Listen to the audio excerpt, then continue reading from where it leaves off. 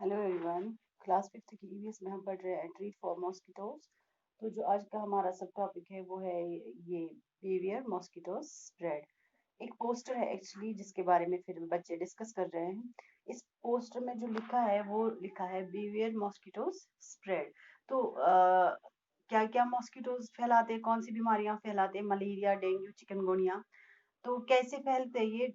एक तो हमें don't let water collect around your house, fill up the pits. जो भी आपके घर में पिट्स होते हैं उनमें आप पानी जमा ना होने दें, क्योंकि अगर उसमें पानी जमा हो गया तो वहां पे ये एग्स डालते हैं जो फिर मॉस्किटोज बनकर फिर ये वाली डिजीज स्प्रेड करते हैं। तो keep the water pots, coolers, tanks clean, they should be dried every week. तो जो भी आपके घर में पॉट्स होते हैं या कूलर्स होते हैं या टैंक्स होते हैं उनको साफ सुथरा रखिए। हर हफ्ते उनको क्लीन कीजिए और ड्राई कीजिए सो दैट कि मच्छर ना उसमें एग्स डाले, और बीमारियां ना फैले। तो इसमें जो पोस्टर में तीसरी बात लिखी गई है वो क्या है? वो है use mosquito nets to protect yourself. अपने आप को बचाने के लिए आप मॉस्किटो नेट्स यूज कीजिए। Spray kerosene if water has collected at some places. अगर कहीं पे आपको लगता है आपके मकान के इर्द गिर्द कहीं पे पानी जमा हो गया है तो उसमें आप केरोसिन स्प्रे कीजिए सो दैट कि वो डिस्ट्रॉय हो जाए, तो वो फिर स्प्रेड डिजीज ना करे। तो रजत बोलता है कि इस पोस्टर में कुछ लिखा है लार्वे के बारे में, व्हाट आर दोज?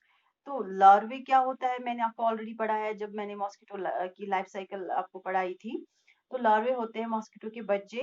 तो जब ये पानी में एग्स डालते हैं तो सबसे पहले लार्वा ही निकलता है।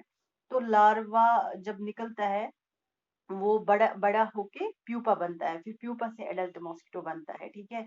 वही होता है लार्वा।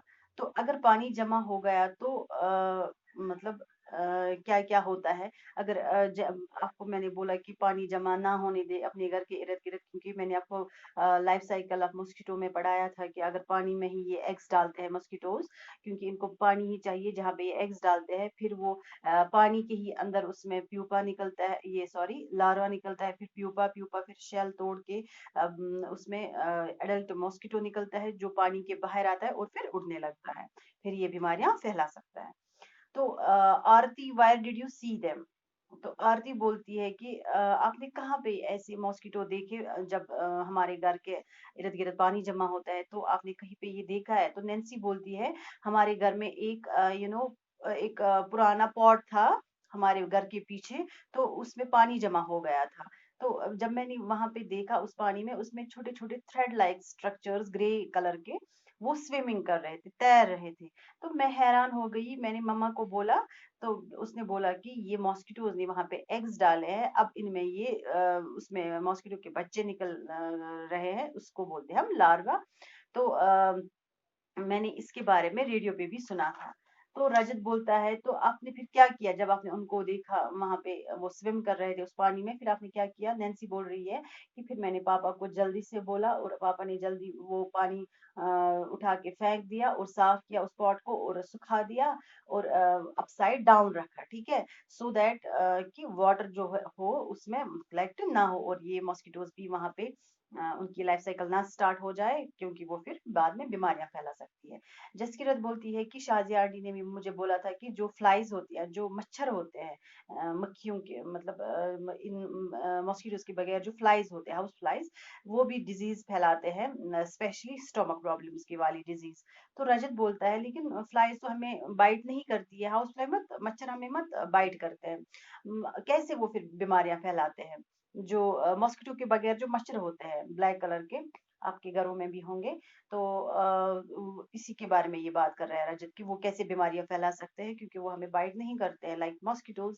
तो उसने बोला कि नहीं, एक्चुअली जो ये मच्छर होते हैं, ये फ्लाइज जो होते हैं, वो गंदी चीजों पर बैठते हैं, तो उनकी बॉडी के साथ जर्म स्टिक होते हैं। जब हमारे खाने पे बैठते हैं तो वो जर्म्स हमारे खाने पे बैठ जाते हैं, जिसकी वजह से वो जर्म्स उसमें लग जाते हैं और हम बीमार पड़ते हैं। तो कौन कौन सी डिजीज फ्लाइज के साथ होती है?